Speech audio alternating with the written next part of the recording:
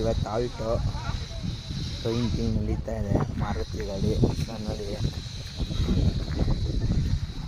ಈ ಕಡೆ left side fuel cap ಹತ್ರ ಕ್ವಾರ್ಟರ್ ಪ್ಯಾನಲ್ ಒಂದು ಪೀಸು, ಹಂಗೆ ಲೆಫ್ಟ್ ಸೈಡ್ ಡೋರು ಎಲ್ಲ ಫುಲ್ಲು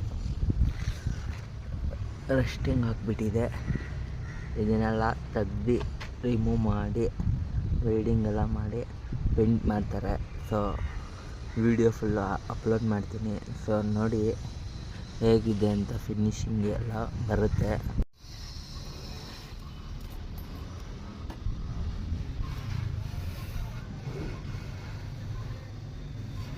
ಇವರೇ ಗೈಸ್ ವೆಲ್ಡಿಂಗ್ ಮಾಡ್ತಾವ್ರೆ ನೋಡಿ. ಈ ರೀತಿ ಫೈನಲ್ ಟಚಪ್ ಕೊಡ್ತಾರೆ. ರಸ್ಟಿಂಗ್ ಎಲ್ಲ ತೂತಿರೋದು ಈ ರೀತಿ ಮಾಡಿಬಿಟ್ಟು ಆಮೇಲೆ ಇದನ್ನು ಗ್ರೈಂಡಿಂಗ್ ವೆಲ್ಡಿಂಗ್ ಎಲ್ಲ ಹೊಡೆದ್ಬಿಟ್ಟು